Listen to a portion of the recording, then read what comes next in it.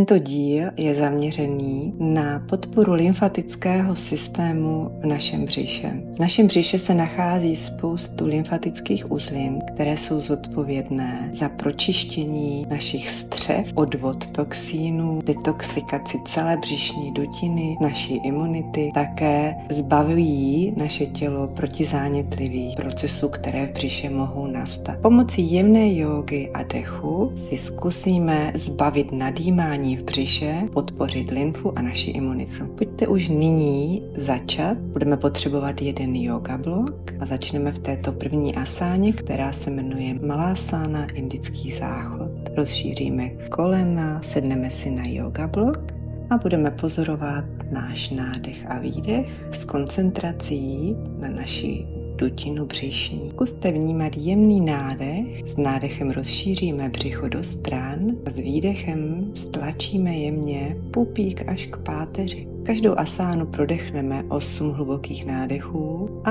výdechů. Dokončíme nádech a výdech. Budeme vzít naši pravou ruku, pošleme ji nahoru ke stropu nebo k nebi a podíváme se za tou pravou rukou. Cítíme teď stlačení v levé části spodního břicha. Prodechneme zase 8 nádechů a výdechů s tím, že se zkusíme zase koncentrovat a všimnout si tu kompresi v levé části našeho břicha. Nadechněte, vydechněte, také si všimněte, že váš hrudník je otevřený a plíce jsou volné. Na plících se také nachází lymfatická uzlina neboli kořen lymfatický, který je zodpovědný za další proudění, pumpování lymfy v celém našem organismu. Ruku vrátíme, to též uděláme na druhou stranu. Stihneme levou paži vzhůru k nebi, podíváme se za levou paží, zrací kosti jsou stále na yoga bločku a my vnímáme stlačení druhé strany našeho spodního břicha. 8 nádechů a výdechů. Koncentrace na spodní břicho a dokončíme. Nyní půjdeme na všechny 4 do pozice kočky. Srovnáme si dlaně pod naše ramena, kolena pod kyčle. Pupík přitiskneme k páteři, srovnáme páteř a půjdeme se 8krát nadechnout, podívat nahoru, prohnout a s výdechem zakulatíme celou páteř, stlačíme všechny vnitřní orgány úplně dovnitř, zkusíme zadržet dech, až přijde přirozený nádech, opět páteř prohneme. Tímto jemným stlačováním všech vnitřních orgánů v břiše zkusíme naši lymfu krásně oživit a propumpovat. 8 nádechů a výdechů. Vnímejte zase při každém výdechu stlačení všech vnitřních orgánů.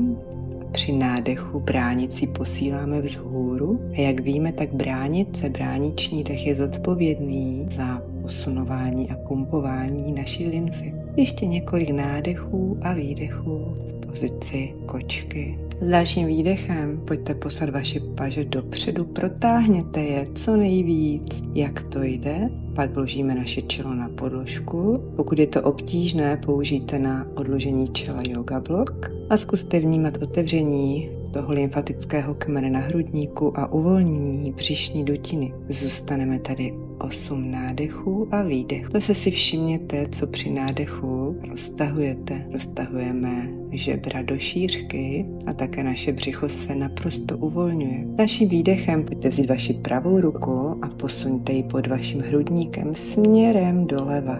Obličej se stáčí také doleva a vnímáme tu kompresi twist na levou stranu. 8 nádechů a výdechů. Všímejte si, která část břicha je stlačená, která je naopak uvolněná. Dokončíme, protáhneme. Samé nyní uděláme twist na pravou stranu. Levou ruku podsuneme pod naším trupem, otočíme obličej a zase si všímáme pomocí nádechů a výdechů, jak břišní dutinu roztahujeme a stlačujeme. Spoustu benefitů, které nyní vložíme do této asány, budeme cítit na konci lekce. Dokončíme nádech a výdech a obrátíme se nyní na záda.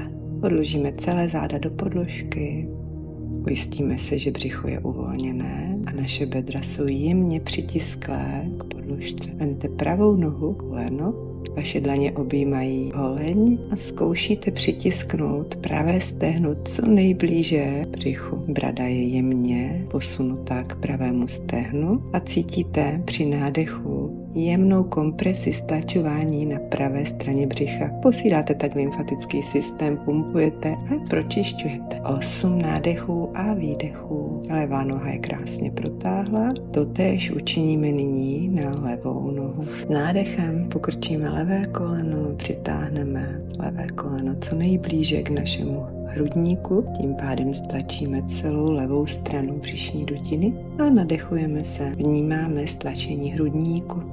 Nádech a výdech. Dokončíme, přitáhneme nyní bradu, pohled na levé stehno, jako kdybychom ho chtěli políbit a pokračujeme v dechu. Intenzivnější asáně, která nyní stlačuje i horní břicho a prodechneme 5 dechů. Výdechem odkládáme hlavu, nohu zpátky na podložku, chvilku se uvolníme, pokrčíme nyní obě dvě kolena, přitáhneme je a stlačíme nyní pravou i levou stranu našeho břicha. Tato komprese bude víc umocněná pomocí našeho dechu. Zkuste zase vnímat nádech a výdech a zkuste pomocí nádechu rozšiřovat břicho, spodní, střední a horní žebra do šířky. S výdechem pošlete vlnu zase zpátky dolů k pupíku. 8 nádechů a výdechů. S dalším výdechem přitáhneme bradu ke kolenům, jako kdybychom chtěli dát polibek na naše stehna, zintenzivníme tuto asánu a prodechneme ještě 5krát. Břicho už krásně pracuje, peristaltika a lymfatický systém vnímáme, je krásně uvolnění. Odkládáme naše tělo zpátky do podložky a najdeme yoga blok. Umístíme ho pod naši kost křížovou, tak aby nám byl pohodlný a nic nás netlačilo ani netížilo.